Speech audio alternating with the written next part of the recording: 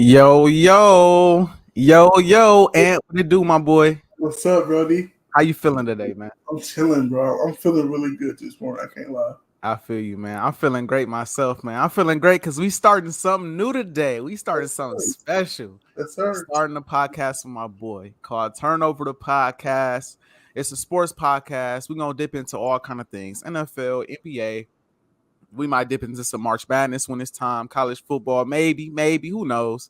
But we talking sports because that's what we do. Dang near every day we Every talk day. sports. Every day. Dang near every day. So y'all welcome to the show, man. Y'all sit back. It's a chill, you know what I'm saying? Loving atmosphere, relaxed atmosphere where we just kicking back talking sports as boys.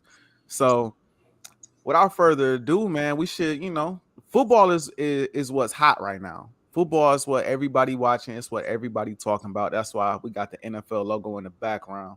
So we're gonna get into some football right now. And you want to start? We'll start with you. How you feel about the landscape of the league right now? Like what's standing out to you in the league right now? We just have to give credit where credit is due. Josh Allen is really him, bro. Yeah, him. The Bills really look good, and they added a resurgence of Von Miller, who looking like third year in the league. Von Miller, and it's crazy. Fact. So I ain't gonna lie. I understand why they was the preseason winners to win the Super Bowl. I think it's kind of crazy because the Buccaneers are still a football team in this league. But the Bills are really scary, bro. And I can't lie. I can't deny that. Facts. Yeah, the Bills is solid, bro. Josh Allen is, bro, that's him. Him, bro, for sure. Yeah. It's crazy to think that, bro, like when he first started out in the league, his first year or so, like he was really average at best, bro. Like his numbers don't look great. He was subpar, bro, but his resurgence to the top has been nuts, bro. And adding Stephon Diggs to that team has helped a lot. He's been balling so far this year. Mm-hmm. Man, I'm looking at a lot of different things this year, bro. I'm looking at the Dolphins and how they just came back last week against the Ravens. Mm-hmm. I'm looking at Lamar because I think Lamar gonna have a great year this year. I think Lamar gonna be cold. It's gonna be MVP caliber. I don't know if he gonna win MVP. I feel like they're gonna end up giving MVP to like either Josh Allen, Herbert, or Mahomes, just because like they love them cats, bro. That's they dudes, bro. The three of them. So I feel like it's gonna end up going to one of them most likely. It's gonna be a couple people in that category though. Hurts being one of them. My boy Jaden gonna be in that conversation, but that's conversation for another moment. Who else am I looking at, man? I'm looking at the Chiefs, how they look without Tariq Hill. I'm looking at that. I'm checking that out because they look solid, and I didn't think they would without Reek. I ain't gonna lie, bro. I really thought Juju was gonna take that leap.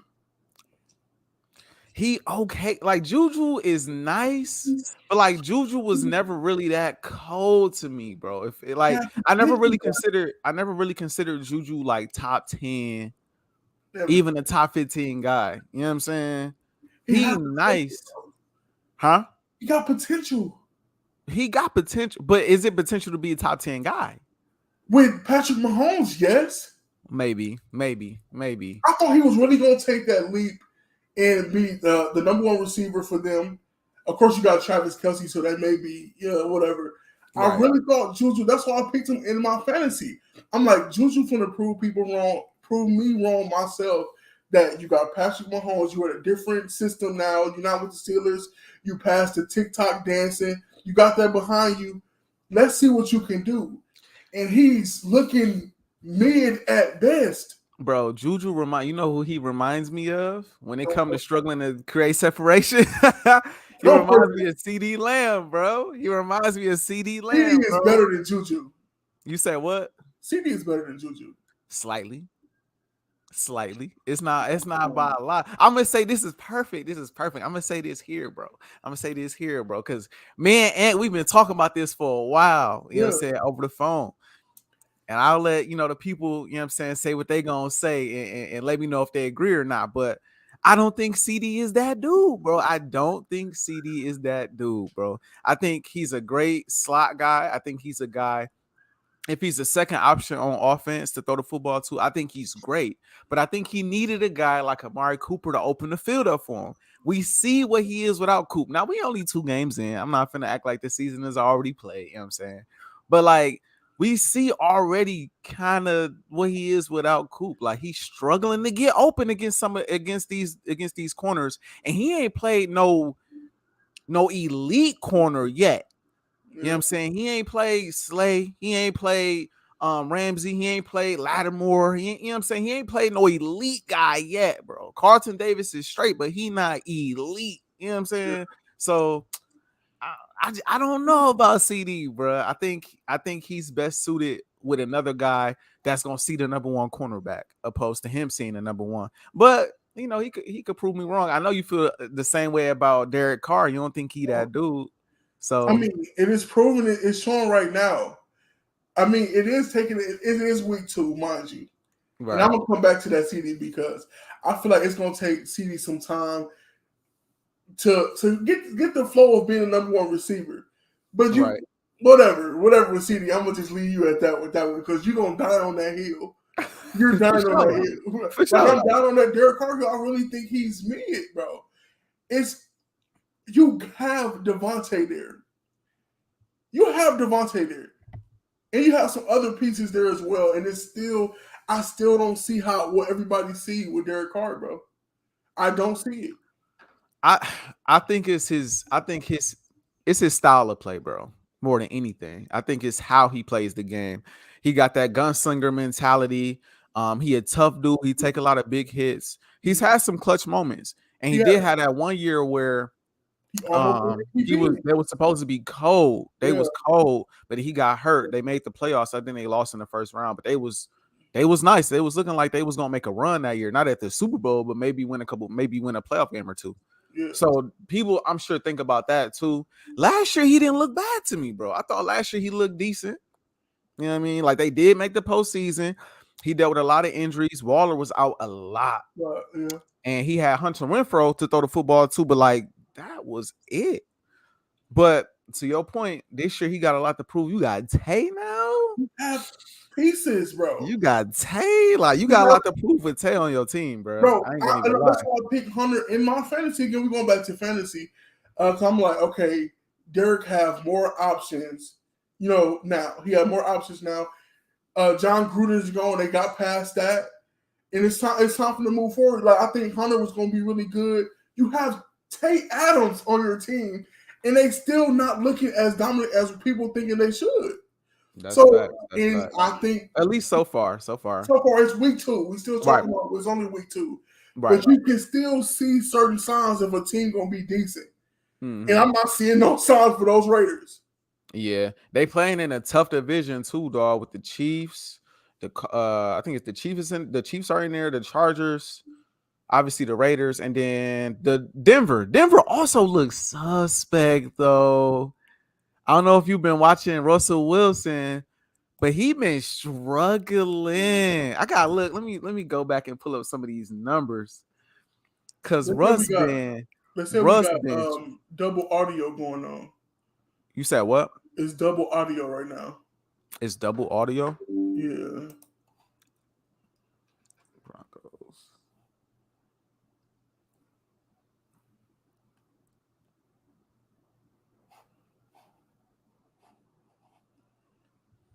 Is it because of where we shared it? I'm not sure.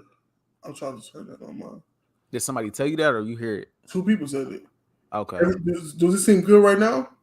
I can't hear the double audio. They said it's on you when you talk. On me? Yeah. Let's see. But if it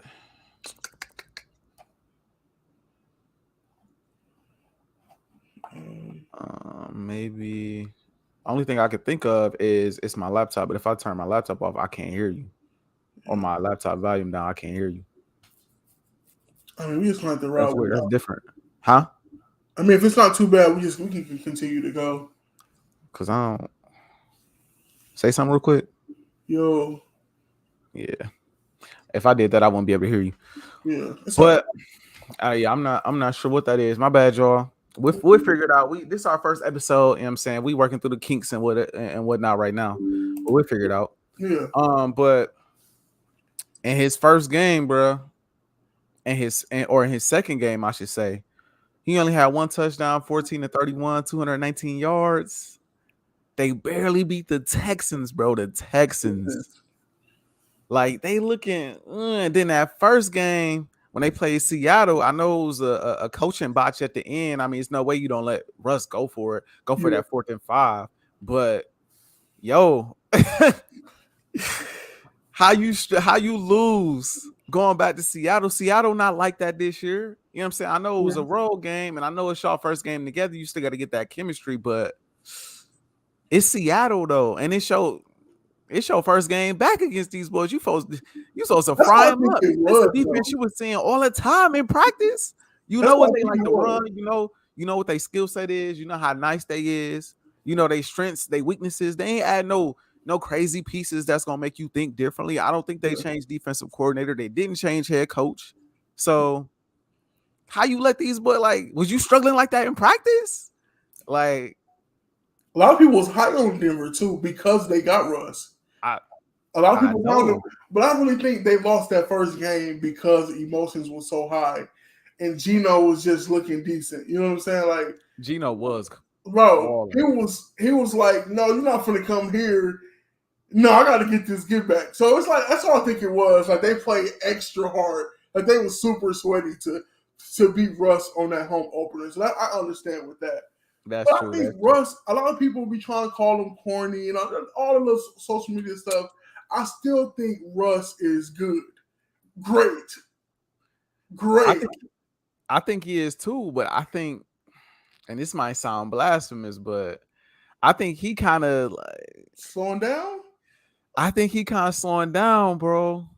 It's looking like it, bro. Jeez. It's looking like he's slowing down a little bit, bro. And it's looking like even though he won the Super Bowl, like a lot of people be trying to take credit away from him in that bowl, bro. A lot of people be trying to say like he not the reason they got there, he not the reason they won, XYZ, that defense, LOB. We heard Richard Sherman and I think it was Bruce Irvin, I think that's what his name is, come out and say that Russ was getting favoritism and he was getting coddled by the coach and all that stuff. So a lot of them don't even really, a lot of them kind of strip that credit away and like, man, you got to show us you can go cook, as he said. Yeah. Show us you can go cook on another, you know what I'm saying, on another team. Show us you can go cook with a different organization, a different coach. And so I feel like he might have just as much to prove as Derek Carr. I mean, he got a lot to prove on a higher level because you switching sides. That defense was great. No. That's one of the best defense we've seen in our generation. Facts. Arguably the best. Legit. Probably the best. I would make a case it was the best. What is our generation? What would we put in ours? Because that 03 Bucks defense was I would put the 03, but I mean, I'm 27, you 28, 27. Right. So yeah, I would put anything 2000 and up in our yeah, okay. Yeah. That Steelers defense better than LOB? No, I'm saying we're talking about great defenses of our time. Yeah, they of course they in there. Teams like we got the 03 Bucks. What the Ravens would be the best year for the Steelers defense though? That's a tough question. I know the Ravens in there too. Ravens defense in there too. Yeah. But the Legion of Boom, bro, no, that defense was amazing, bro. So I wouldn't even get mad at them. The Broncos, when they had Peyton Manning, the Broncos defense was good. Facts. So that's a top defense that we ever seen. So it may have overshadowed him a little bit, but not to the point of they saying he's sweet, though. You know what I'm saying? I don't think that, bro. Like, come on, man. Don't force it like that. Russ got some G, bro. Facts. He do got some G. I ain't, if you denying that, then you a hater. That's what I have to say. If you deny he got some G, you a hater, bro. But like he does have to go out there and show that he that dude in that division. And that's the thing, like you wanted to be out of there, bro. And Denver was one of the destinations you wanted to play for or play in, I should say. You knew what talent was out there in that division before you went out there. You know what I'm saying? You knew it was gonna be tough, so you knew that expectations was gonna be high because Denver ain't won nothing since that Von Miller Super Bowl. And they think that a quarterback can take them over the hump. And like I said, that competition out there crazy. You know you're gonna have to perform, go out there and ball. So he went out there thinking like, all right, I'm gonna come out here and do XYZ. And so far, bro, they've scored what 16 points both weeks. That's it. That's 32 points in 2 weeks. So let me ask you a question. Since we're on the AFC, okay, can the Bills get over that hump of the Chiefs? I think they can. I think without Tyreek Hill, I think they can, bro. Yes. Because me and my guy was talking last night. We was talking. This is Josh Allen and Patrick Mahomes starting to seem like Peyton and Brady. Yeah. Where it took Peyton some time to get over that hump. So do you think history is repeating itself with this? I think it's I gotta see. Well, yeah, because I mean, right now, Patrick Mahomes is like another Brady. He got him in Super Bowl. He been to multiple NFC or AFC Championship games. He been to multiple Super Bowls. So yeah, I would say that you gotta go through him. You gotta go through him. And like I said, I think they have the talent to do so. I think adding Von Miller was huge, crazy, bro. Huge, bro. Adding Von Miller was huge. So, I think offensively they didn't really need nothing. Defensively, even though they was the best defense in football last year, they still was missing that extra little when it came to playing the Chiefs in the postseason. Like these boys literally let the Chiefs get the ball up the field in 2 plays, bro. 14 seconds, bro. But I say they could do. I feel like they can because they don't have Tyreek Hill on the other end, a guy that could just catch the ball and take it 80 yards like that. Because that's what happened with the, I think the Bills scored a touchdown first within that last 2 minutes. The Chiefs got the ball back. It hit Tyreek on that slant. Tyreek took it like 60-some yards for a tug. They got it back. The Bills scored again. But then on them last 2 plays in 14 seconds for the Chiefs, I think it was like a little screen pass to Tariq, and then I think a screen pass to or I think just a fly in a slot to Kelsey. So them plays I can't remember exactly which order, but I know I went to Tariq and to Kelsey. So without Tariq, bro, that's I feel like they can beat them boys. They shouldn't beat them last year. They should have beat them last year, bro. But this is what I will say about the Chiefs though, and Patrick Mahomes. Patrick Mahomes and the Chiefs overall, bro, they find ways to win football games, bro. They find ways to win, bro. Like that's what make him so great. Like he's so great, bro. They hard to beat because they play smart football. They play sound football. Pat Mahomes not turning the ball over like crazy. They putting up points. You can count on them putting up points. And they defense do a lot of bending, but it don't break often. You know what I'm saying? For them to have like not top over the top personnel, they find a way to still have a decent defense, like for real though. Facts. That's what I'm saying. So that's why I'm like, that's the thing about it that makes it tough. Like they always find a way to win games. Even this game recently against the Chargers, like they found a way. The Chargers should have won that game.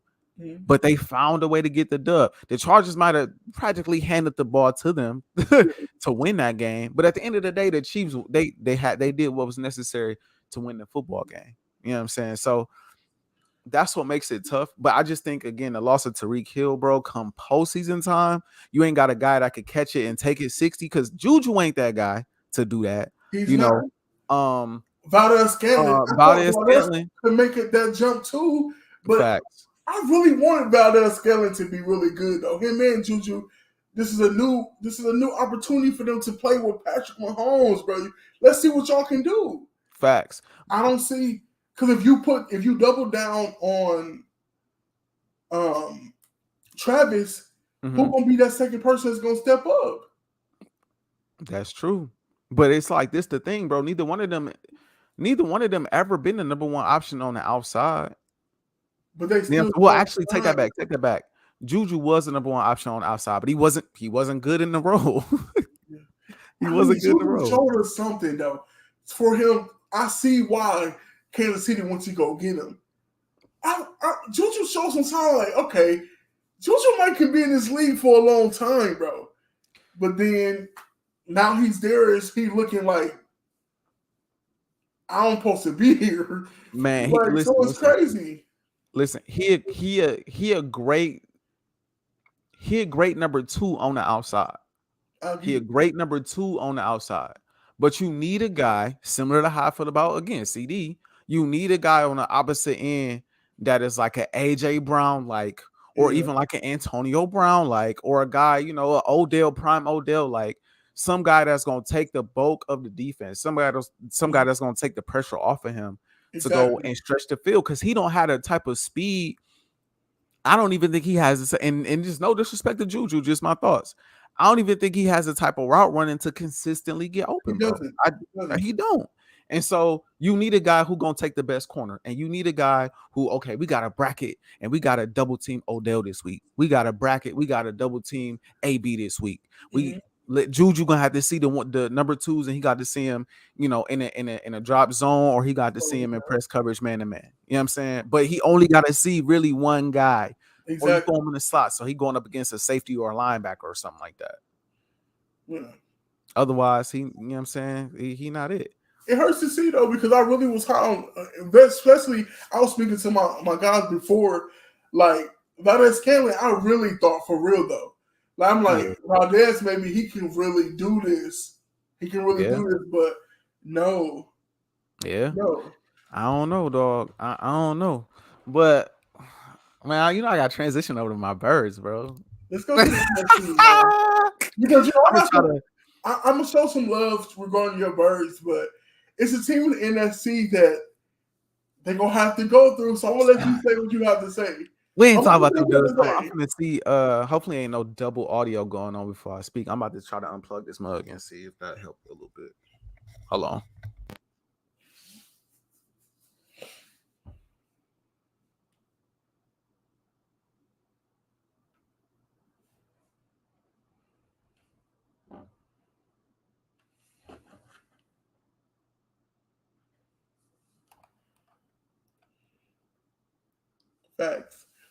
Facts.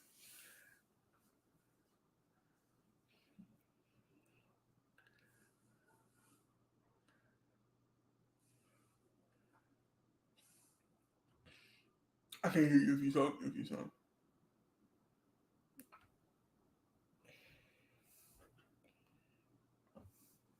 Okay, there we go. Can you hear me now? Yeah, I can hear you. All right, cool. All right, like I said, hopefully we ain't got no double audio still going. Hopefully, if not, we gonna have to make some adjustments after this shizzo. But I ain't gonna do that right now. Like I said, we chilling. But yeah, man, them birds, bro. Listen, bro. I told everybody how this was about to go before the season started, bro. I told everybody how this was about to go, and I remember telling you this vividly. And Eagles gonna come out bussing. They gonna come out doing their thing. All off season, nobody wanted to give the Birds credit for they off season acquisition, or at least the division rivals, of course. You didn't want to give the Birds no credit for their off season acquisitions.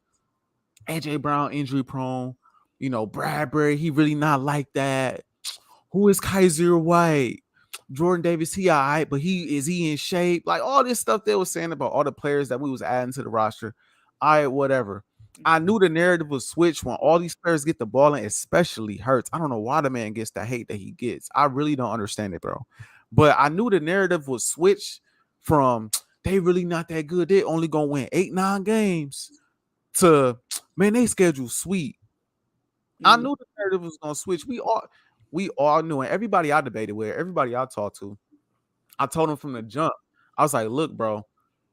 The Eagles got a lot of things going in their favor this year. One being the schedule. The schedule is sweet. I'm an Eagles fan. I'll be the first to admit the schedule is very sweet.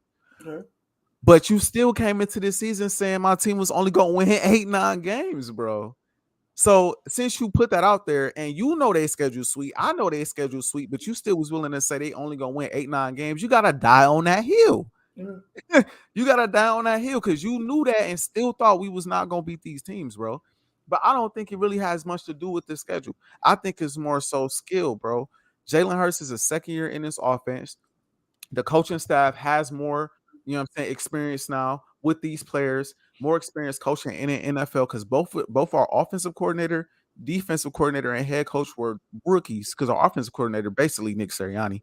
So all of them were rookies last year, and it showed. And this year it's showing that they got a little experience under their belt. Jalen Hurts looking like a dog. Facts. Jalen Hurts looking like a dog, bro. He looking like he got something to prove. And not only is it his work ethic and the time he put in the offseason, but it's also the fact that we got AJ Breezy on the other side of Devontae Smith, bro. We all know Devontae Smith, first shot at Alabama Heisman Trophy winner. I think he was the only receiver maybe in history to win the Heisman. I could be wrong, but I think that's a fact. So we know Devontae Smith was that dude. He had 916 receiving yards as the number one option last year, 5 touchdowns, I believe, and a run first offense. He broke the Deshaun Jackson rookie receiving record. So we knew Devontae was that dude, but he a manager guy. So when you double team him and you got a physical corner that's getting physical with him, or a bigger corner that's getting physical with him, it make it hard on Smitty to get his money sometimes. Plus, again, it's a run first offense, so he's not even getting the ball probably as much as he should.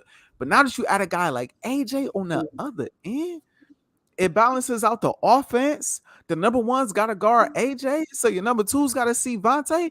And this all stuff I was saying in the offseason, bro, to you. It's all stuff I was saying. Look, bro, the offense right now, I think they number one in the league or number two in the league. One of they in the top two in the league right now, and the defense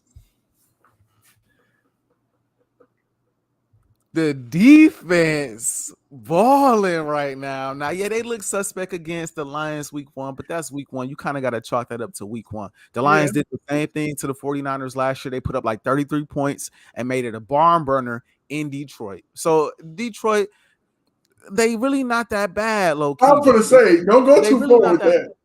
They competitive this year, bro. They can play. They can play, bro. So losing to them really not as embarrassing as it once was, in all honesty. But it was week 1. And they came out, they did their thing. We had no tape on these boys. We didn't know what they was going to try to do with their offense. And they did their thing. But you see how we clamped down in Philly, especially when Cats was talking that yah. So everybody who think JJ is the best in the league, I'll let you have that opinion. I respect Justin Jefferson. But if you're going to say that, then what does that make Darius Slay? Is he the best corner in the league? I don't know. I don't know. Because it looked like he went out there and sunned that boy to me. I don't know. 2 picks, like 5 pass deflections. I'm just saying, bro. So I think the Eagles, I said before the start of the season, this team with the schedule, with everything they got going in their favor, if they do what they need to do, they'll be in the NFC Championship game. If they manage to get the first or the second seed, preferably the first seed, and a road to the bowl got to come through Philly, it's going to get dicey for people, bro. I want to use another word, but we on air. It's going to get dicey for cats out here trying to come through Philly, trying to get to a bowl. So that's really all I'm going to say, man. The Eagles is a problem, bro. They're a problem, and they're going to be a problem all year. All year, man. To everybody who was doubting, I feel sorry for you, bro, because I guarantee by week 5 you're going to be a fan. No, take that back. I guarantee by the end of week 6 you're going to be a fan. After we dismiss the Cowboys, so everybody think that's the obstacle we got to jump over. After we dismiss the Cowboys in Philly, I guarantee you'll be a fan. That's all I got to say about my birds. You know what I'm saying? Okay, before I go to the best team in the NFL, let me talk about the Eagles. So we have been talking for this whole offseason how y'all front office did amazing. To the picks, to the accusations, whatever, we all know what they did. We did. Right. I feel like after week 2, Jalen Hurts shut everybody up. This man's confidence was oozing, bro. Like, it was a sight to see, bro. It was amazing. because I told you I'm big on him. I want him to thrive because if he fail, it's not gonna go on the coaches. It's not gonna go on AJ Brown. There is slated defense. Anything is gonna fall on Jalen, and that's unfair. And I'm glad he is balling. It is week 2. It is still early. Y'all still kind of young, but y'all got the pieces and y'all rolling right now. I say right here before I think we do. The Buccaneers have the best defense in the league, but we have a young secondary. But y'all have the best secondary in the league. I ain't gonna lie. Bradbury to Slade to Epps to whoever y'all got. What's his name from the Saints? It's on the tip of my tongue. CJ Gardner-Johnson. Gardner-Johnson, exactly. Y'all have the best secondary, and it's showing. It is showing. Week one, it was showing like Epps was getting there hidden. You know what I'm saying? Slade doing his thing, Bradbury doing his thing. It's like y'all secondary. I love a good secondary. Y'all secondary do look good. But we got to see if y'all can keep the consistency of winning, though. This is still new. This is new. So I'm not with it. I still not too fond of y'all, coach. Y'all got the personnel. So we got to see when it's in those trenches, when it's a close game, how y'all are going to react. We haven't seen that yet with this type of team.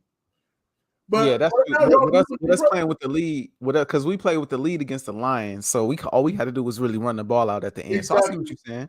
We haven't hit no adversity yet. In other words, I see what you're saying. So y'all do look good for starting off. Who y'all play Sunday? The Commanders. Y'all play the Commanders. Yeah, we play Washington. So we gonna see.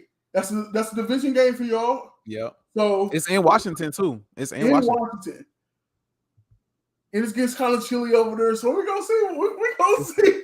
They're trying to see what happens. They trying to say it's gonna be Carson revenge game. Bro, what if he go crazy? Listen, bro. I still got love and respect for Carson. I do. And it wouldn't shock me.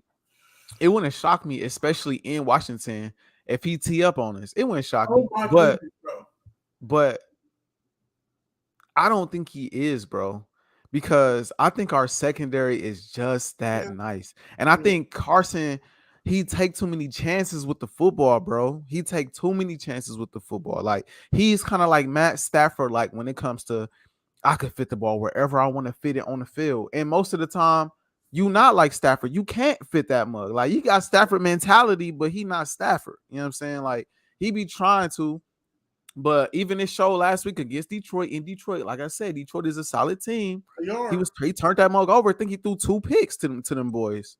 So against our secondary, bro, you can't just be throwing that ball all loosey-goosey around Slay. You know what I'm saying? You can't be throwing that all crazy around Bradbury. He got a pick on the year. Maddox got a pick on the year. And that's another thing that nobody talking about, bro. It's early again. But our defense gets turnovers. They getting the ball. Picks. I don't think we've gotten a fumble yet, but we turning you over, bro. We took a pick back to the end zone from Jared Goff week 1, and we took 2 back. We didn't take them back for a touchdown, but we got 3 picks off Kirk. And the thing is, everybody wants to talk about Kirk Monday night, all of this, that, and the third. All of that may be true, but Kirk not a guy that's gonna just turn the ball over like that, bro. Yeah, he never been a turnover prone type of guy, bro. So for us to force 3 turnovers by that dude, is Carson better than Kirk Cousins? I'm not sure. I don't think so. I think we gonna see about Wentz. Wentz has his moments. I ain't gonna take that away from him, bro. He has his moments where he's like, oh, Wentz on one today. He hot. But I think against this defense, bro, I think it's gonna be tough. And our defensive line has really not. It's been a little underwhelming, honestly. Like, we have not got to the. Go ahead.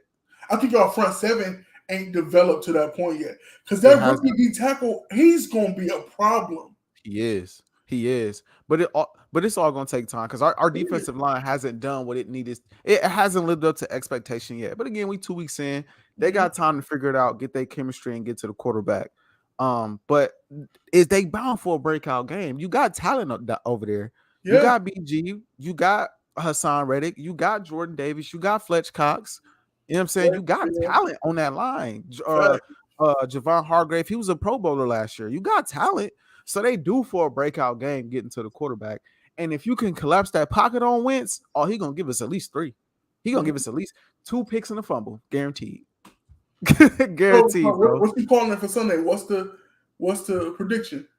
I think the Eagles win. Because you said 28-26 last week, and it was a blowout. It was a blowout. So what you calling? This is a division game, and the return of Carson Wentz to the versus the Eagles. What you think? Final score. I think we're gonna put up points, bro. That's just what we do this year. So I think we're gonna put up points. I'm just saying it's just what we do, bro. We scoring, bro. Because we just tough to defend. But I see us putting up at least 33. 33? 33. I don't 33 is 33-17. 33-17. 33-17. But I think what's gonna happen is we're gonna start slow. I think we're gonna start slow. I think the first half gonna be kind of nip and tuck, and we're gonna pull away at the start of the second half. That's what I think.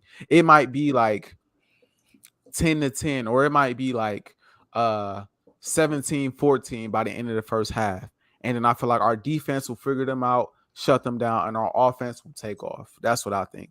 A lot of times last year we was a second half football team, and I think to an extent for these road games, we our second halves are gonna be solid. So I think they're gonna give us a challenge. He gonna be around in that first half, but come the second half, bro, when we start making a run, Hurts, or I'm about to say Hurts, Wentz ain't gonna know what to do with that. I don't think Wentz gonna know what to do with that. Okay. I'll take that 33-17. I'm gonna hold you to that. Bet. I'm gonna hold you to it. Go ahead, get you over here. Talk about your Bucks, man. You ain't even getting to them, man. Go ahead. Okay. So look. We're talking about in the off season. We got Bruce Arians is gone. I really like that pick. I wanted Byron Leftwich to be our head coach, but we got Todd Bowles. I'm not mad at that. I'm not mad. I think Byron would have been a better acquisition as our head coach. As long as Bruce Arians not there, I'm perfectly fine. So we're moving forward. Week 1, we got them boys up out of there. And then we had a tough game. Bro, a stressful game. I knew it was going to be a stressful game because it's always a tough game against the Saints. Tough game against the Saints, but we got through that because our defense is the best defense in the league, allowing only 13 points. And only allowing 13 points.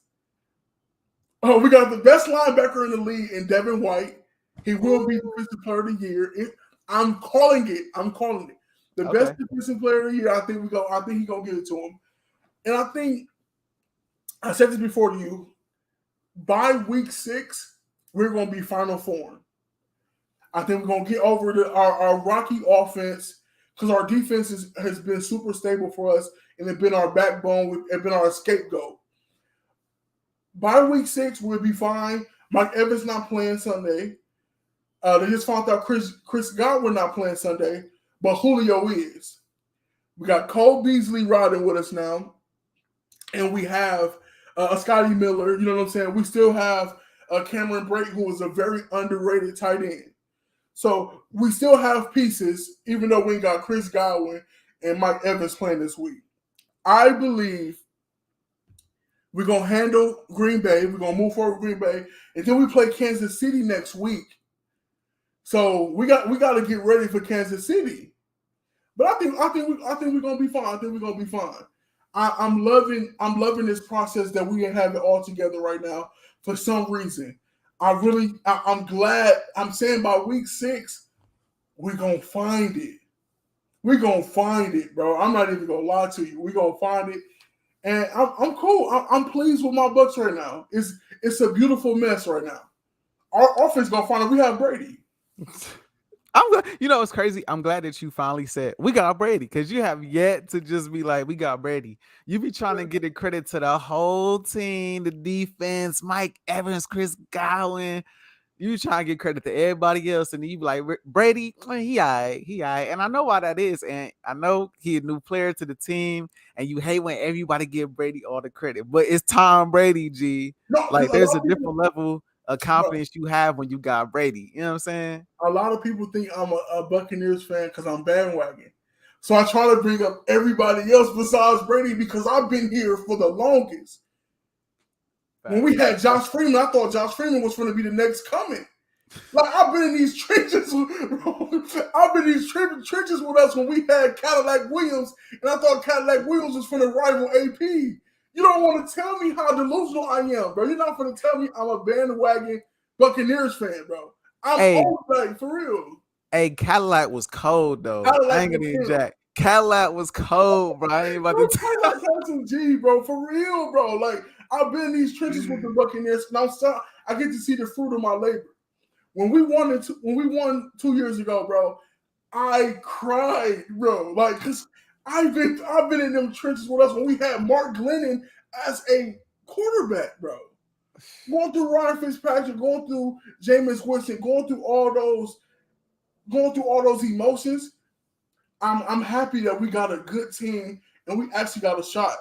We got past the Super Bowl high of last year, and we flowing, bro. I'm loving this team right now. Our offense gonna find it. We're gonna find our offense.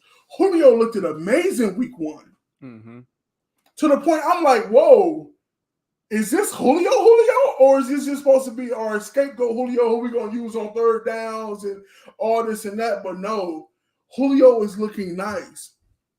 I'm good where we at. I think we're gonna handle the Packers. I think we're gonna beat them. This is our home opener, so we have Raymond James. I think we're gonna get the Packers up out of there. I'm saying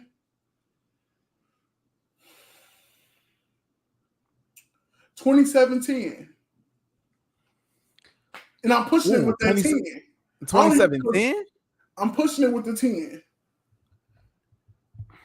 It's believable, even though it's against Aaron Rodgers, it's believable because there's no Tay over there, and their offense, especially week 1 on the road, looked super stagnant. They couldn't get none going. And Minnesota defense is okay, but it ain't the Tampa defense. I'll give y'all credit. Y'all got the best defense in the league overall as a whole. Y'all defense y'all be hitting, y'all fast, and y'all aggressive. You on the field, first down, second down, third down, you off the field, putting the ball back to Brady. So I'll give credit where it's due.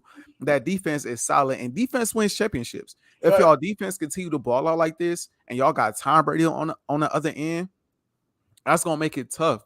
And I gotta agree with you as well when it comes to the offense. Like, again, you got Brady, bro. And Tom Brady right now, this is what people gotta understand about Tom Brady. Tom Brady, like 45 years old. And we all heard all the little rumors about everything that was going on in the offseason. We know he retired and then came back. It's a lot of stuff going on with Brady off the field that he not really going to dive into. And we really don't need to dive into like that either. But I say that to say that helps explain the slow start, right? Mm-hmm. Chris Godwin is also hurt. Mike Evans about to miss this game because he had to take out Marshawn Lattimore, So it makes sense why the offense starts as slow as it starts. Like, it just makes sense. It makes common sense. Like, there's a lot going on, but Tom Brady is amazing when it comes to flipping that switch on you. He'll flip that switch on you in a second, especially if the defense is creating turnovers, flipping the field, and giving you opportunities to put points on the board. So it's going to take time. Their schedule been a little tough too. Even though I can't stand the Dallas Cowboys, their defense is legit, And then this past week, y'all play again? I'm sorry? Who did y'all play again this past week? Saints. The Saints. The Saints defense is decent too. Is decent too. So, you said it ain't? No, I'm saying they do. And Cam Jordan be looking like Warren Sapp against us every time he plays us. Right. Cam Jordan is sweet though, but he just played extra good when he played. Right. So, at the end of the day, the Saints defense is solid too. They just got Honey Badger back there in that backfield too at safety. So, their defense is solid too. And so, you played 2 tough defenses to start the season. So, it wasn't no warm-up. And he ain't see no preseason action. So, you missed practice. You was missing training camp. You didn't play in the preseason. What did Cats expect? Again, he 45. What did Cats expect? You know what I'm saying? Him to just come out there just hitting everybody right away with passes. Like, nah, it's not. It's going to take time. It's a brand new year. So the fact that y'all still winning them football games is huge. The fact that y'all still right there is huge. Y'all ain't lost yet. And so, gotta give credit where it's due. And y'all play some, some tough opponents. I mean, y'all made Dak look like he was. Yes. I loved every minute of it. Y'all made Yes. him look I bet trash. you did. Yeah. Man, I'm y'all grateful on made him defense, look bro. trash. I'm down on that hill, bro. I really believe that Devin White is the best linebacker in this league. Fred Warner definitely in that conversation. I'm saying on that, and I really think if we're looking at it right now, after week 2, his numbers is looking amazing, and I have to believe he's going to keep it up. They got to give him that Defensive Player of the Year. Ooh, I hate to say this, bro, but you know who probably gonna win Defensive Player of the Year, bro? Who? Parsons. I hate to say it, bro. I hate to say it, but they probably gonna, cause he balling. I like I said, bro, I'm not one of them Eagles fans that don't know how to give credit and respect where it's due. I know when they drafted Parsons, he was gonna be nice. I knew right away he gonna be cold. Now I didn't think he was gonna be this cold. This cold, yeah. You know what I'm saying? But I knew he was gonna be nice. I knew he was gonna be a nice linebacker for them, probably one of the best in the league. So I think this year, with the year he had last year, and him just kind of riding that momentum into this year, he looked unblockable. G. What's his stats? I think he got at least I gotta look. I think he got at least 4 sacks on the season. He got 4? I think so, bro. I think so. I'm about to look right now. I'm looking at Devin White's too right now. I just seen something on Twitter.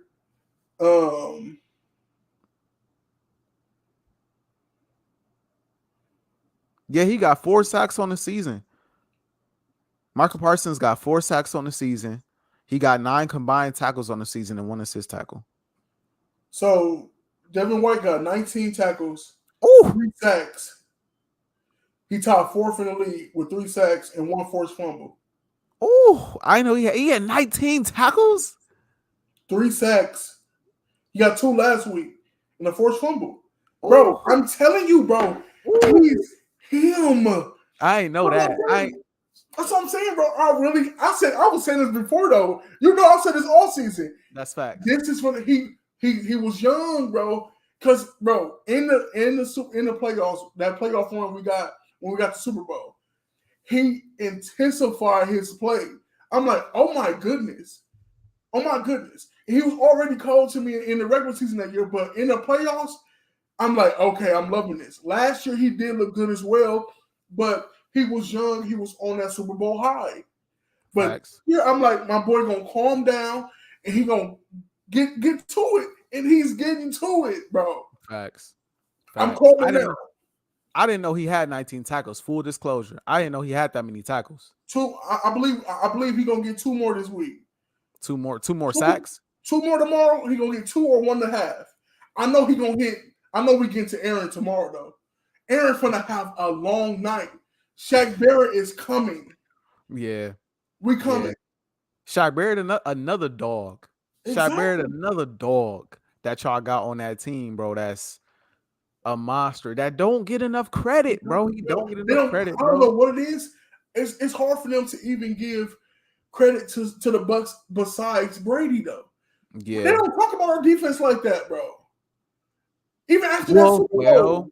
Well, now the Super Bowl run, they didn't talk about y'all defense, but they talking about them right now, though. Not as much as they should. Levante still don't get his credit. Yeah.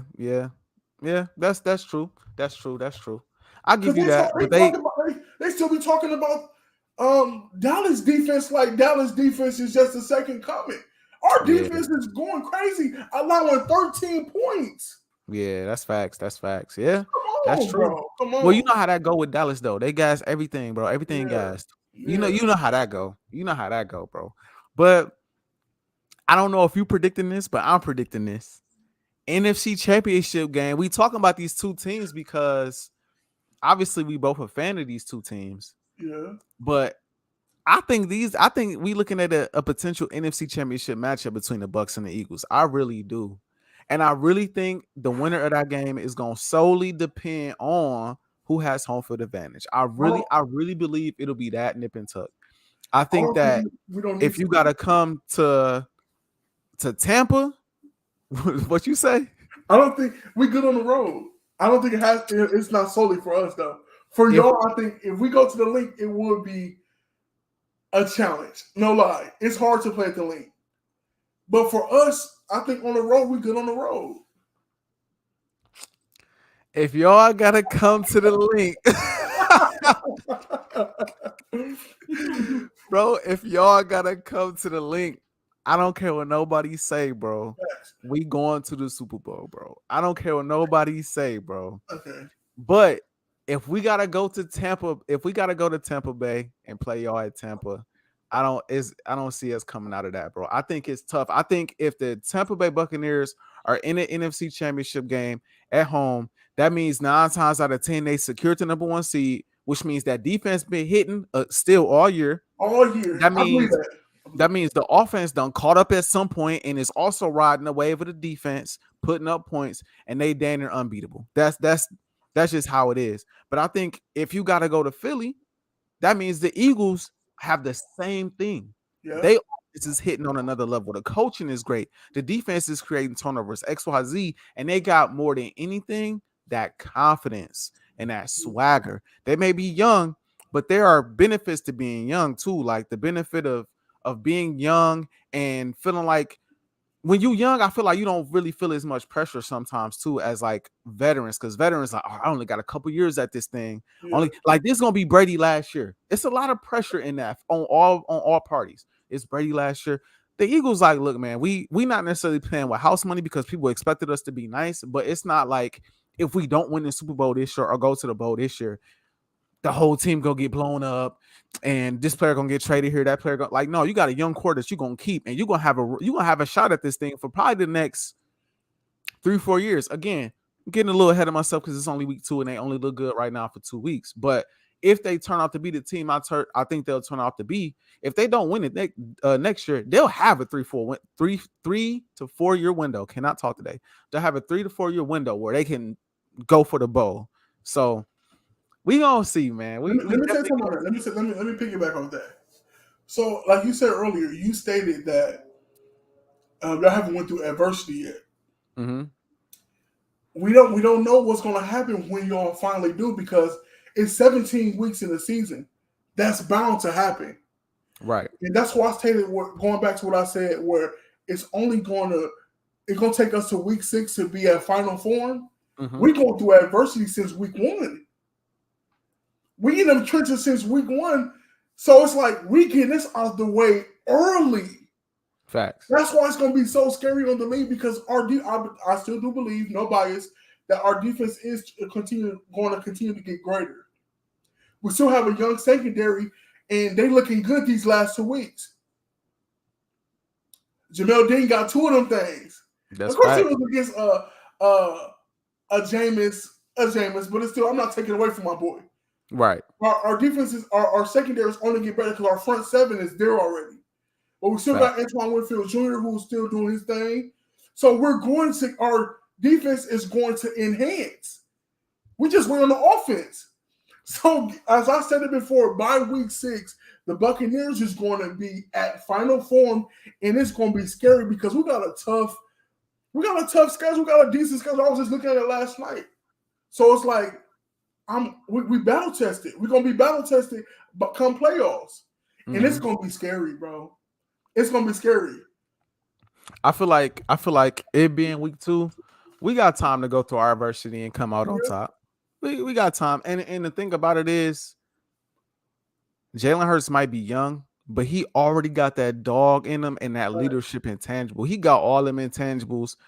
And, you could talk about what you think his skill level is and all that, but one thing that can't be denied, and I'm talking about people because I know we agree on this, one thing that can't be denied is his work ethic and his leadership intangibles, bro. They follow that, man. They follow that, man. You know what I'm saying? And so I feel like he is poised, coming from Alabama, going and going to Oklahoma and balling out, having the issues he had with Carson early on, coming in his first year starting last year, went through a good amount of adversity last year. I feel like, some of that adversity kind of carries over, but it is a new team. So you got to have new adversity with this new team and see how people react. But I think we have enough veterans. We got guys in that, y'all have a team that won the Super Bowl to y'all advantage. But we got players on our roster too that was a part of that 2017 championship run.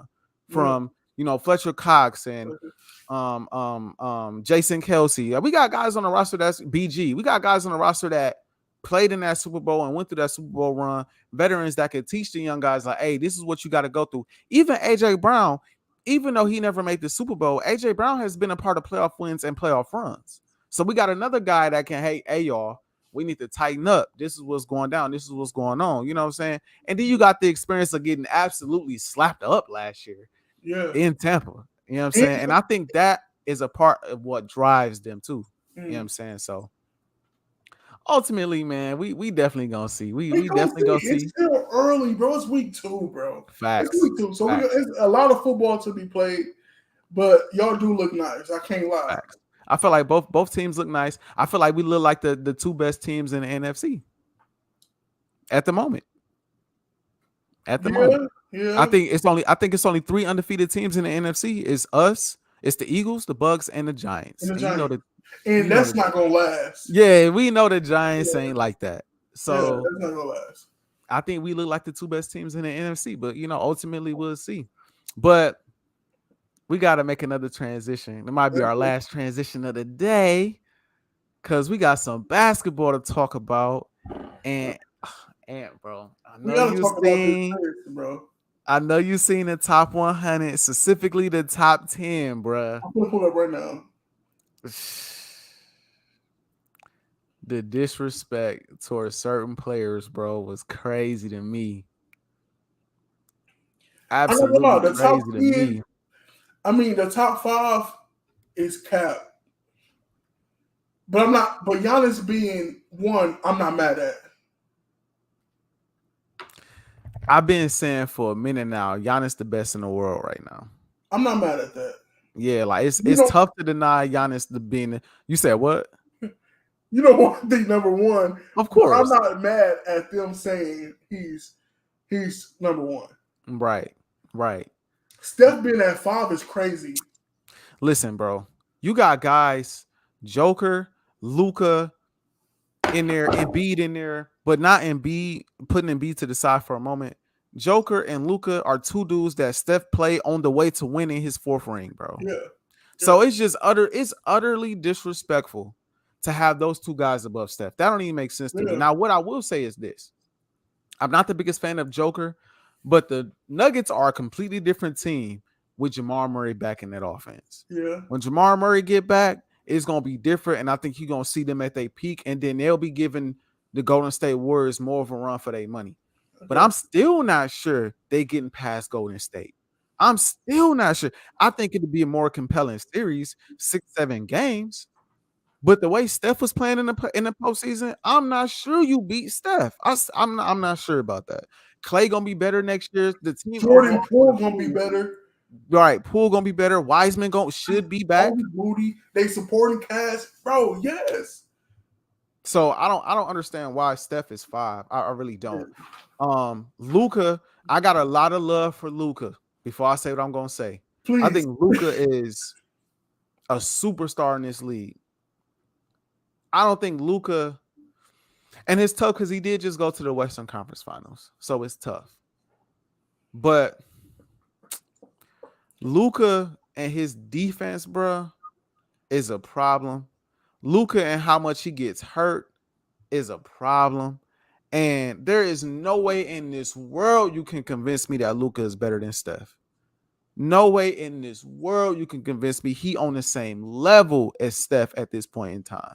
He did shock me by beating the Suns, but I have to be honest and speak with how I really feel about that, bro. Now that that's over and done, I feel like that was super flukish, bro. I feel like it was real flukish, bro. The way the Suns came out and played, bro. I mean, that was a choke job to the most epic. I mean, bro. Book couldn't get a shot to fall. Chris Paul couldn't get a shot to fall. The coaching was terrible. Like, everywhere you turn, when they down like 20-something by the end of the first quarter, Luka had like 30 or something like that by the end of the first half. Like, come on, bro. And Book is a monster. So for Book to be off the way he was off, and the game was in Phoenix, bro. In Phoenix. I just don't believe that I think if they played that series again, the Suns would win. That's just how I feel. I think if they played again, same everything, Phoenix would win that series. I You know knew what I'm saying? once it went to that game 7 that Dallas was gonna win. I still I didn't knew it. because Phoenix, and maybe I just got PTSD from them slapping the Lakers and them killing my squad in A Phoenix, beautiful bro. sight, if you ask me. Of course, yeah, of course to Yes, you it loved was. every moment of it. But to me, I was heartbroken. Like, bro, they killing every time we went out there. The Phoenix they was killing, and last year in the postseason when they went to the finals, you you won winning in Phoenix. You just won winning Yeah, in Phoenix. If you was gonna beat them boys, you was gonna beat them boys on the road. And the one team to get Phoenix at home was the Bucks, and they won a chip.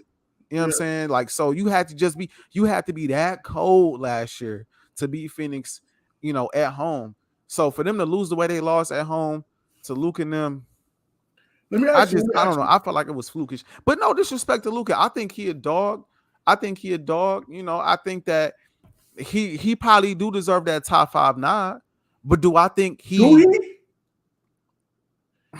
I Wait, think okay, look. at this So point, who are your top 5 then? Who are your top 5?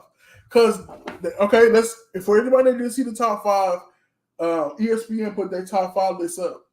mhm, They got Steph at 5, which is crazy. right? Embiid at 4, Luka at 3, Joker at 2nd, and then Giannis at 1. So who is your top 5? I'm not a fan of Joker's game. I don't know why, but I'm just Crazy, bro. not. You're not the only person to say But that, bro. That's crazy. he a 2-time MVP, so you kind of gotta respect it. You Back don't to have to. think You he don't back have to to. back too, ain't he? If I'm not mistaken, Yeah, Luke or Joker. yeah. So you You don't kind of have gotta to. You respect don't it. have to. Because I'm not respecting Steve Nash back to back. Yeah, Steve Nash back to back a little different than Joker. Like Joker had the numbers Yeah. and kind of But his his was team more. wasn't, you know what I'm saying? His team, he dealt with injuries. That Yeah, first, the second one. But to the point for him to be MVP, no. yeah, No. I But agree. I I love don't think Joker. I think I'm in the minority where I love his game. I see multiple games where Joker is coming in and changing the whole landscape of the game. facts. So I love Joker. I'm in the minority with that. I really like how he played. So I'm not mad at him being top 5. Luka though, yes. I don't think he's top 5. You don't think he top 5? Well, No, okay. So my top 5 probably going along the line. I think the best player in the world is Giannis. I'm not I mad think at he's the that. best player in the world. What he's able to do defensively. We don't talk about defense enough, bro. Everybody want to focus on offense so much, bro. That boy. Everybody want to focus on offense, but Giannis really be changing things on the defensive side of the ball, bro. Single-handedly. If his offense ain't going, still good luck scoring on that man. You know what I'm saying? Some of his aggression on defense be getting him dunked on sometimes though, which be Yeah, kind of funny low key. that's cool. But it happens. It happens when you in the paint and you contesting every shot and every dunk. I respect him for going for every I block. respect it. You I know what I'm respect saying? it. So I think Giannis is the best. I'd have to put Steph at number 2. Okay. I think anybody can. I don't think people can reasonably deny that without being a hater. The man just won a championship, bro, and did it in spectacular fashion. It's spectacular pass. That game, I think it was game 3, or was it? No, it was game 4. Game 4 in Boston this year in the finals was a legacy defining moment for him, bro. How he just came out and took over from start to finish, whole time while talking his mess, bro. Yeah. That was, bro. That was special. That was flat out special, bro. So I gotta give Steph the nod at number 2. At number 3, I'm personally going with Embiid. I think I'm Embiid not a mad at that. monster. Personally, I'm- I'm gonna go with Embiid at number 3 because I think bro just again both sides of the ball, defense, offense. He will dominate on offense. He will dominate on defense.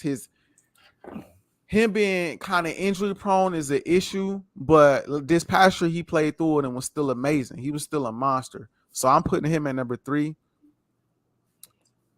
You right, bro. Luka. Well, respectfully, I have to put him in the top 5.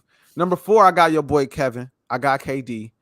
KD just a monster.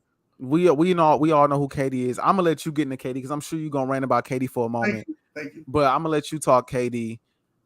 5, I'm probably gonna go with Brian. I'm probably gonna put Brian at number 5. My boy went out. You good? What You hear happened? me? Yeah, Okay. you went out for some reason. Your screen went out. I don't know what that We was, good? but you back. You back now. You Okay. good now. At number 5, I'll probably go Bron. I'll probably put Bron at number 5. It's just Bron. That's all I Joker gotta not say. top five to you. It's just, huh? Joker not top five. But Luka is. That is Bro. crazy, bro. I ain't gonna lie. I'm not gonna lie, bro. That is crazy, bro. That's crazy. Luka's just so flawed on defense and his shot selections, I bro. didn't mention Luka or Joker, did I? You said Luka. You said Luka was.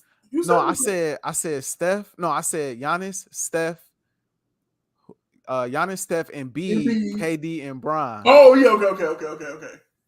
I don't Okay. know, bro. I mean, honestly, bro, like, I'm cool with that. You oh, put LeBron in all right, bro. near 20. All right, I'm a be 100. I'm gonna take the cap off, bro. I'm gonna take the cap off. Bron not top 5 right now. Never He you not heard me top say 5. that, bro. At this point, he not top 5. He putting up the numbers, bro, but they You not winning enough for him to be top 5.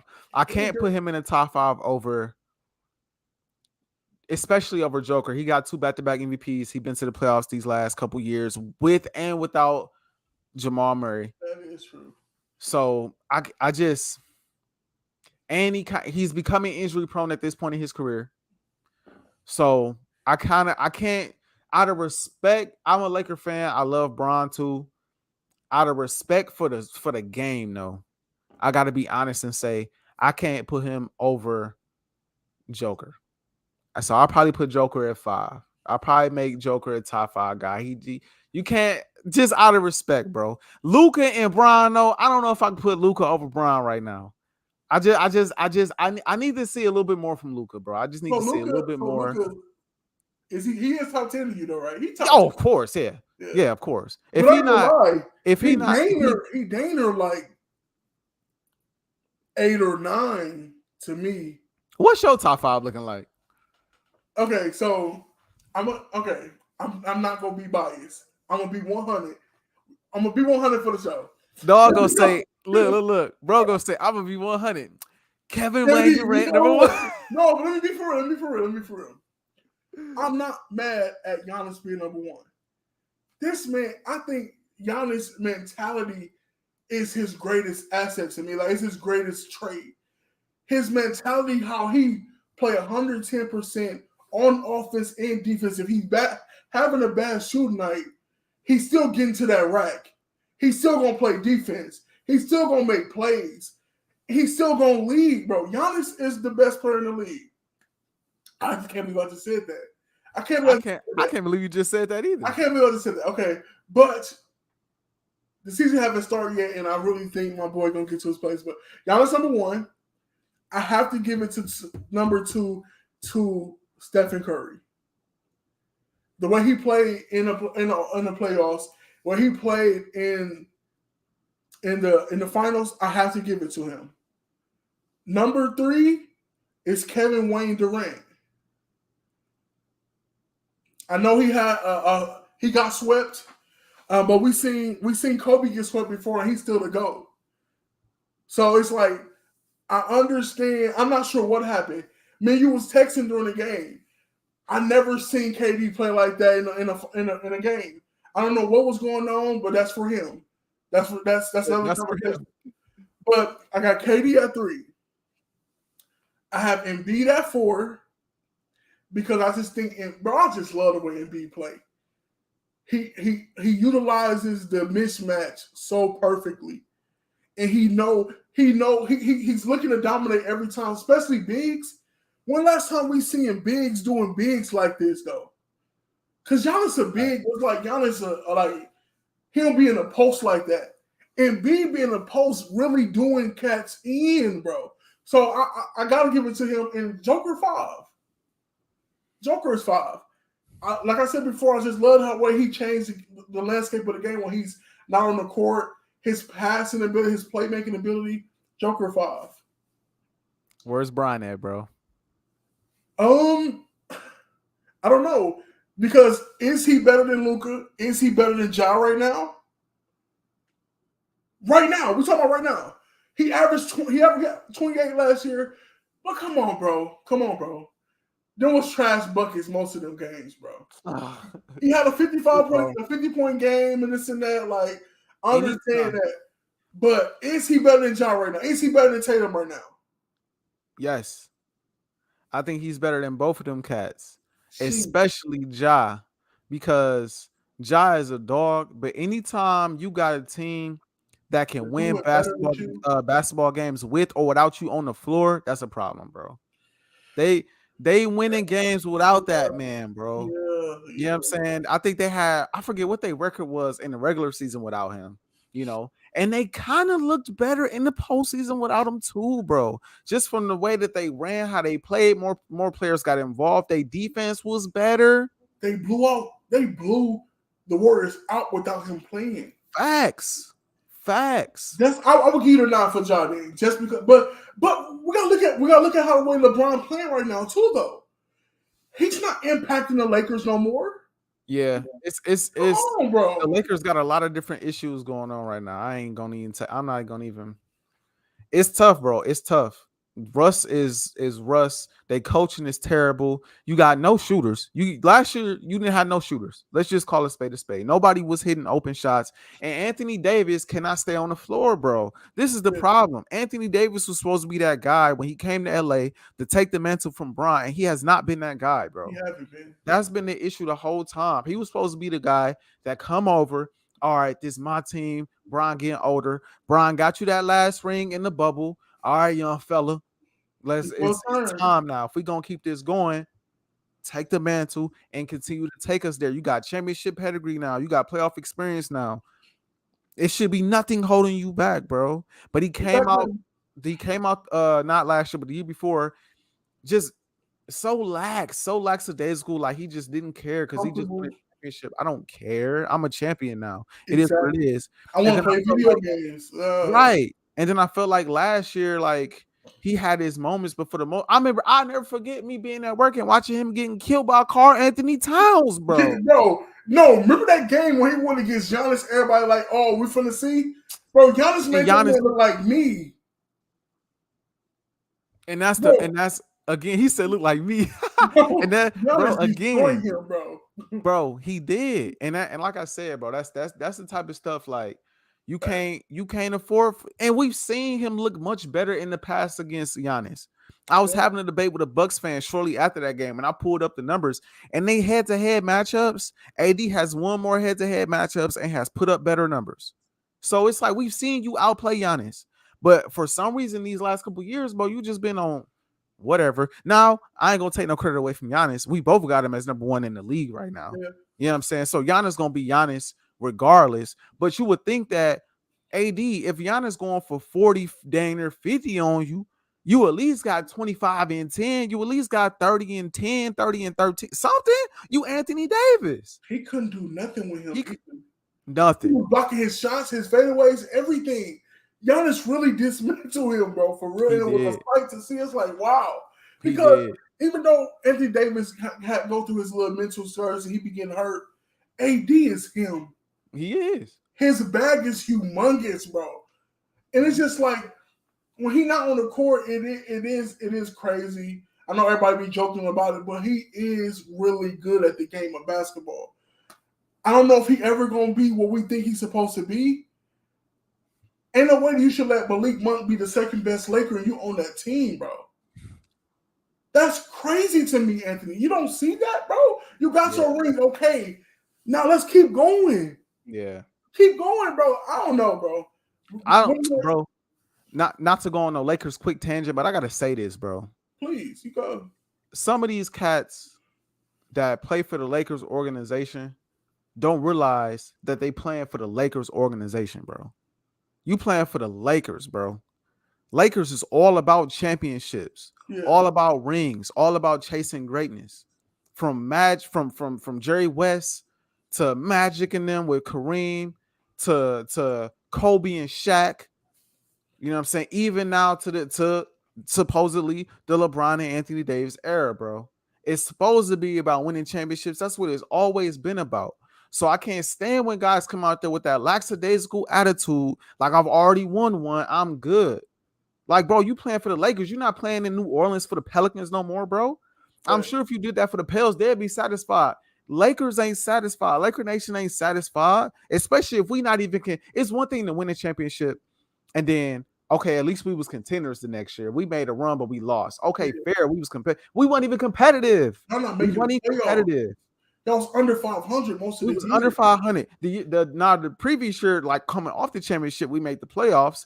But even in the whole season, y'all went down with injury. AD went down with injuries, and we was no longer competitive, bro. Yeah. You know what I'm saying? So no, we not satisfied. Russell Westbrook coming out in interviews saying he ain't had no expectations and all of this stuff, bro. How you not had no expectations playing with LeBron and AD in LA? Are you not a superstar supposedly? Because before the year came out, everybody had to win it all. Exactly. That's it's cat, bro. We're not even gonna get on Russ. We're not gonna get on Russ. Russ played the way he played, but his mentality during his post, like his interviews, pissed me off, bro. Bro, me too.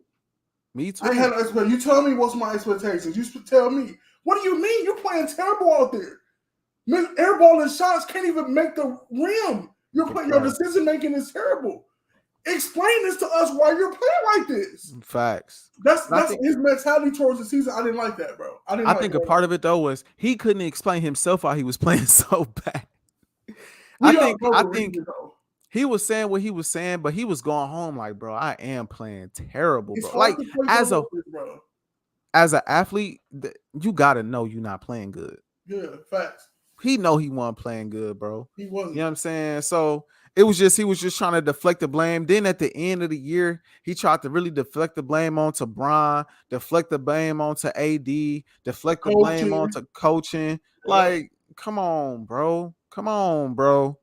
Take some responsibility for how you played, bro. They wasn't talking about just benching you for no reason. Come on now. And for everybody out there, bro, who be saying, oh, Russell Westbrook, y'all act like he not a Hall of Famer. Y'all act like he ain't done this, that, and this. Nobody said he wasn't a Hall of Famer. Nobody said he wasn't good. Nobody said he wasn't Russ. As a matter of fact, a big part of the reason why we disappointed in him in his play right now is because he is a Hall of Famer. It's because he is Russell Westbrook. He is Mr. Triple-Double, all that stuff. But at the same time, we talking about right now. Exactly. Sports is a what have you done for me lately type of thing at all times until you retire. We'll reflect on how great this man is after it's over. When he retired, we'll be like, okay, Russell Westbrook, this is all that he accomplished in his career. Boom, he a Hall of Famer. That's when he'll get that respect. But right now, if he playing like trash, guess what we gonna say, Ant? He playing like trash. Because he is. You know what I'm saying, bro? That be killing me. Y'all act like y'all talk like he not a Hall of Famer. So Michael Jordan is the greatest player of all time. If he got out there right now and tried to hoop, we be saying he trash. We don't care. Now we know he the greatest, or arguably the greatest. Okay, but thank you. Arguably the greatest. But at the same time, like we gonna say he trash. KD probably if he go out there at age 50 or he go out there 55, however old, and he trash, we gonna say he trash. No, people were saying KD was trash after they got swept. It's a what have you done for me what I'm saying? So, and Bron, KD, who other superstars in the league, if they not playing well, they catch the same type of shade and hate, bro. So deal with it and play better. Stop bringing up what the man has done, his resume, all of that. Right now, we don't care. You ain't done none of that in a Lakers uniform. You ain't no Hall of Fame Laker. That's what we talking about. Facts. Like, come on, bro. So I don't even know how I got there, but I had to get that off my chest, bro. Like, cats be making me mad with that, bro. That's nonsense to me, fam. Like, get out of here. We don't care nothing about him being Hall of Fame. Yeah, he a Hall of Famer. That got nothing to do with what's going on right now, though. He playing like garbage, right? Play like a Hall of Famer. You wouldn't have to worry about us coming out saying you trash and Westbrook and all this other stuff that people be saying. I understand you don't want people disrespecting your last name, right? I understand it. But think about how many people disrespect Bron's name, last and first. Think about how many people disrespect KD. Think about how many people have disrespected Jordan and their name and all that type of stuff. That's what comes with being great. People expect you to be great all the time. If you're not great, the jokes don't come. I'm sorry, they gonna come. Yes. You know what I'm saying? Deal with that and play better, bro. Crazy, bro. But this top 10 list, man, I want to say this too. Like Stephen A said, I know a lot of y'all realize and know I work for ESPN, but I had nothing to do with this list. I didn't come up with this list. I had absolutely nothing to do with this. You know what I'm saying? I do work for the company, but they didn't talk to me about this. You know what I'm saying? They didn't hit my line, say, we hey, good, Jay, we good. how you feel about it? You know what I'm saying? I didn't, that wasn't me. So what's your 5 again? What's your 5? I ain't gonna make me say Bron not in the top 5 again. It's I got Giannis, I got Steph, I got Embiid, I got KD, and I got Joker. Okay. That's my 5. And then I got Giannis, Steph, KD, Embiid, and then Joker as mine. Fair. So, do you want to go to the top 10? Because I'm intrigued. If you're saying LeBron ain't top 5, well, you said Bron was 5, right? You said what? You said Bron was 5, right? No, I got Joker at 5. Oh, I got Bron at 6. I got LeBron at 6? Yeah, I got Bron at 6. Okay. Let me go to 10. 6 through 10. NBA has Devin Booker at 10. Mm-hmm. John Morant at 9. KD at 8 is crazy to me. Send me that link to that. Send me that link real quick. Okay. Jason Tatum at 7. And then LeBron James at 6.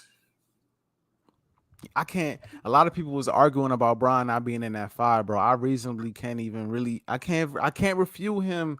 I tried to just sneak him in there. I know y'all peeped.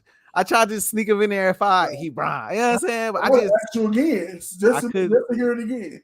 I couldn't do it. I couldn't do it, bro. Respectfully, I gotta. You know, it's respect to the NBA, bro. All right, so Book definitely in that top 10. Ja. KD, yeah, KD being that low is crazy. JT, it's crazy, bro. It's crazy. Yeah, so you got LeBron at 6. I got Bron at 6. I probably put Luka at 7 because I haven't mentioned Luka name yet. So I put Luka at 7.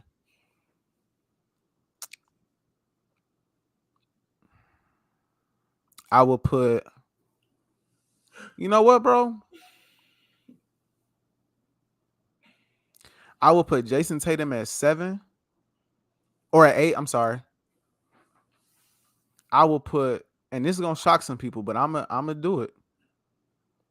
I'm gonna put Jimmy Butler at 9, and I'm gonna put Ja at 10. Jimmy Butler is a dog. Who are you taking on then? Dev. Okay. I got Dev at 11, and I know I be on people, bro, about disrespecting Devin Booker.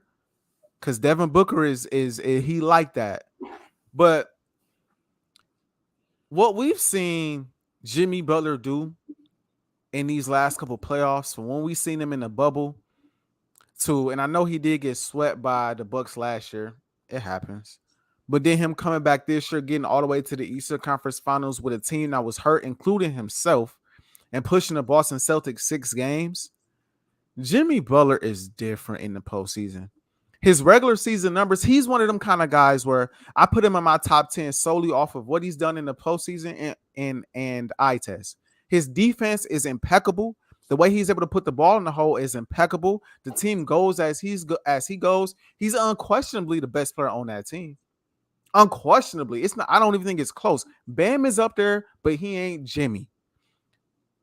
Jimmy Butler is a dog, and I think he deserves a little bit more respect than he's given. And he's been to the playoffs he's been to the finals just like Devin Booker. He's accomplished just about as much as Devin Booker has. They both been to the East. Devin Booker went to the Western Conference Finals this past year and went to the finals the year before. I'm sorry, not the Western Conference Finals. He went to the second round of the playoffs last year and the finals the year before. Jimmy Butler just came out of the Eastern Conference Finals and lost, and then also went to the finals in the bubble against LeBron and lost. He's accomplished just as much, if not more, than Devin Booker has at this point, and he's a much better defensive player. So I'm putting Jimmy Butler in there. I know that's a shocker for some. It's probably some people in the comment section on your end like Jimmy Butler, but if you watching the games and you see that boy in the postseason, again, regular season aside, if these rankings are solely regular season, Jimmy probably like like 15, right, like 16, 17. Because Jimmy be like hit or miss in the regular season. But in the postseason, Jimmy different. He different. So that's my top. That's my My top. take before I say my take on Jimmy, I just feel like Jimmy be too passive at times. It's to the point where on offense, even in the postseason, even though he be clutch in the postseason, he still be passive to the times where he'll pass up the shots that he's supposed to take and different things like that hinder them from moving forward, bro. That's why saying top 10, I don't know. Book gonna take them shots. Jimmy be too passive to me. And then on defense, he gonna play that defense. But Book defense not bad either, though. It's not his Jimmy. defense, not Jimmy though. It's not Jimmy's, of course. But on offense, he's going to be aggressive way more than Jimmy is. True. And that's one thing I be hating. Like, Jimmy, take over. And sometimes he just want to pass it, or it's almost seems like sometimes he's not as confident in his offense as we think he should be. But Book gonna take over them games. Book gonna take them shots at least. So I'm not saying he top 10. And I'm not mad at you saying that. My top 10, I'm going to put Tatum at 6. Jason Tatum at 6. Okay. I will put LeBron at 7. I'm not mad at that. I will put Ja at 8. Wait, so 6, 7, LeBron. Ja 8. And then I will put Luka at 9. And then Book at 10. Luka kind of far back. What's up with that? I'm not too big on Luka. He got some game, of course, but his defense is borderline Steve Nash. Some of his decision making is so terrible to me. But when he in his bag is humongous, of course. His bag. Luka. You know who the way I'm a Kawhi fan, the way he played against the Clippers, it's like, bro, chill. Gee, when Luka is really in his bag, Luka look like the best in the world, bro. Gotta call a spade a spade. Promise. I got to. When he feeling it, he look like, bro, like, he oh the my. best. And then he bring the game to his pace too. And it's just a artist on a canvas, bro. It's amazing. But it's still that defense, bro, is so trash, bro. Facts. Yeah. I gotta put him at 9, bro. The defense, I understand. I think I put him at 7 just because, he did just go to the Western Conference Finals, and what he's able to do on the offensive side of the ball, his passing, his scoring, and his rebounding, which isn't talked about enough. Yeah, I mean, I think he averaged close to a triple-double this past year, if I'm not mistaken. I give him credit for what he does on the offensive end of the ball so much that I think it kind of overrides his weaknesses on defense. When it comes to top 10, it's not going to override you enough to get in the top 5, but it'll override you enough to get a 7th spot on my list. You know what I'm saying? Because, I mean, what did he do? Last season, about 28 points a game, 9 assists. No, I'm sorry. Yeah, about 9 assists and 9 rebounds. Like, that's sick. He shot 45%, 46% from the field. That's crazy. I mean, the man be putting up numbers. I think one dude that deserves honorable mention in this list for me is that dog Trae Young. He don't get talked about enough. I was going to go on a limb and say that, but I couldn't say he was better than those 10. Yeah. It's hard to say he better than those players. He's definitely top 15 though. Yeah. He probably be 12 on my list. He probably be 12 behind Book, because I got Book at 11, and I probably put Trae at 12. You know what I'm saying? That ain't bad. So he in there, but like I said, that's why he deserves honorable mention. I mentioned Book before, gotta mention Trae, because Trae a dog too. And this year with homeboy they just got from the Spurs, DeJounte Murray, they gonna be different in the East. Are they though? I want them to be. Yes, they gonna be so bad. I want them to be so bad. They gonna be with the East being the East. Can they be in the 8? Can they be in that 8? Yeah, bro. Yes. Because we transitioning. I don't want to take too much time, but we got to talk about the Cavaliers. The Cavs is cold. We have to talk about them, bro. But listen, the Cavs gonna be a top 5 seed in the East. But I think the Hawks got potential to also be a top 5 seed in the East, bro. The East is so complex right now. True. Because you got, Brooklyn gonna be back. Yes. You got Brooklyn, you got Cleveland, you got the Hawks. I'm saying you still got to deal with Boston and Miami. That's 5 teams right now. And the Bucks. I forgot about the Bucks. The Sixers probably gonna be around. The Sixers got better. Who they add? They added PJ Tucker. They added some pieces though. When I think of the Sixers now, I thought I told you this. I do believe that the Philly is going to be really good this year. I think James Harden, and you know how I feel about James Harden. I think James Harden is going to play point guard. He's not going to be in his bag on that scoring, but I think the Sixers are going to be really good this year. What they say, James, or what Chuck say, Charles Barkley say about he's sweet to James Harden. How I feel about him. Dribble. Like when I think of James Harden, I think dribble, foul. Dribble, step back, shot. Dribble, step back, pump fake, kick your legs out, miss shot. Like that's what, like James Harden, like I got respect for him, bro. But like when I think of the Sixers, I know they're gonna go as far as Joel Embiid take them. But when it comes to winning time, like when it comes to postseason time, or like when it comes to like closing games on and stuff like that, James Harden gonna have the ball in his hand quite a bit. And I just don't trust. I've said this for probably 3-4 years straight now. I don't trust James Harden at all. At all, bro. When it comes to the fourth quarter decision making, shooting shots, pass, I don't trust him even a lick. I don't trust him in big games, especially in the postseason. We seen him come up short 1,000,001 times. Yeah. You know what I'm saying? I know he's working super hard to get himself in shape and all that extra stuff. Respect that. But at this point in his career, he's getting older, and I just don't think he's gonna be like that. I gotta see what the Sixers gonna be like before we get there, because right now I just can't. I don't see them being. I see them being good, but like I don't think they're gonna be better than the Bucks. I don't think they're gonna be better than my bad. Shorty texting me. My lady texting me. My bad, y'all. I don't think he's gonna be better than the Bucks. I don't think he's gonna be better than, or they gonna be better than Cleveland. I don't think they're gonna be better than Brooklyn. I don't think they're gonna be better than Miami, and I don't think they're gonna be better than Boston. But look at this perspective though. Look, Embiid is gonna be Embiid. I think if James Harden play point guard, solely point guard, do his point guard duties, and the way that we're going to see a better Tyrese Maxey, they can go far. Bro, we seen that, but we just seen that though. He played point guard all last year. Now he wasn't in shape and all that. It was a mental thing that it was a lot that happened with that. This is a fresh start. I think when him being the third option on that team, with Maxey being the second option, they can do some things, bro.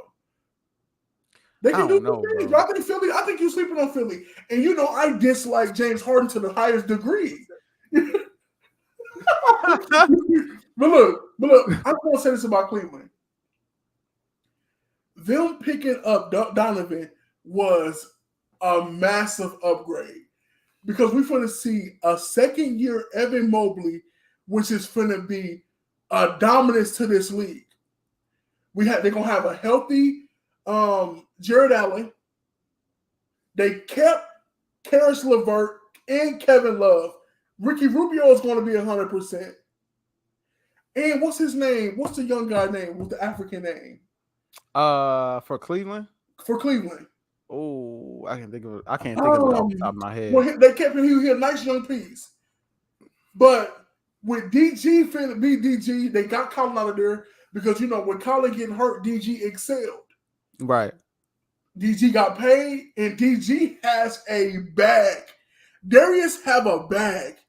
He His do. layup package is Kyrie-esque. So it's like, I ain't gonna lie. I know they're young. But Donovan's gonna be Donovan. But with them, they're gonna go as far as Evan Mobley take them. Evan Mobley is that piece. I'm saying, in a second year, Evan. Have you seen Evan summer clips? I have. As a KD disciple, I'm proud of him. I'm proud of him, bro. Evan is the reason why they can have two bigs. Yeah.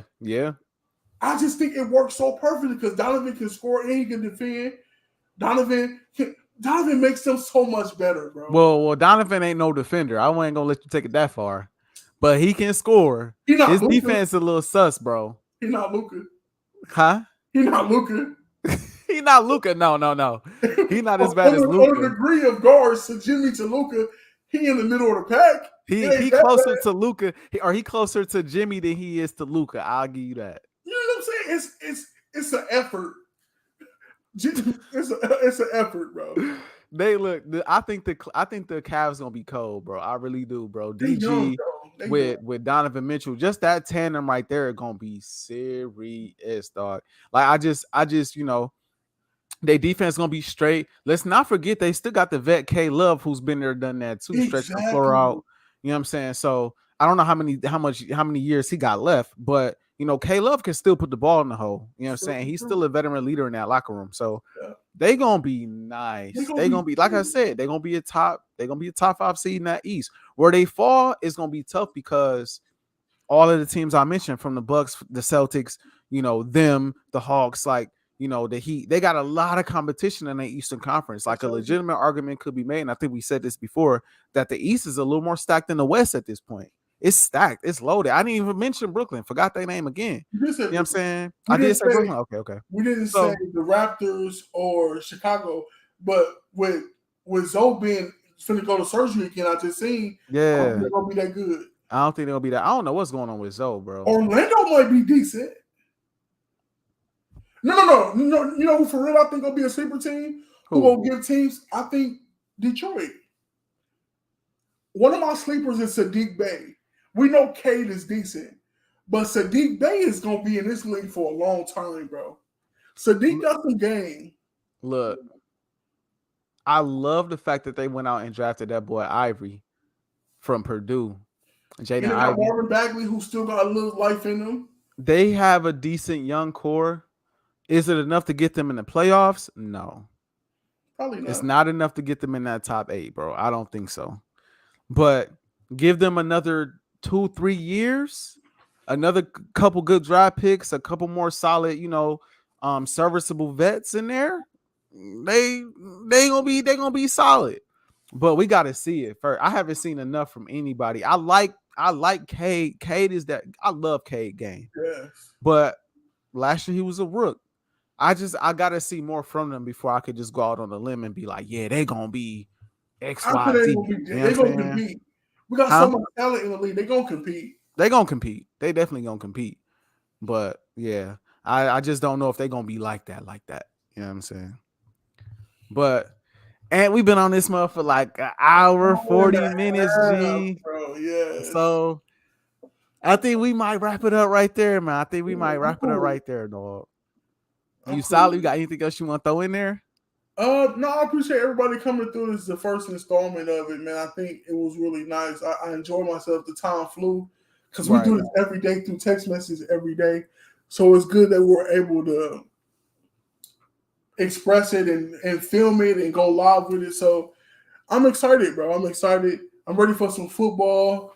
I may catch some college football games today, but I'm ready for tomorrow.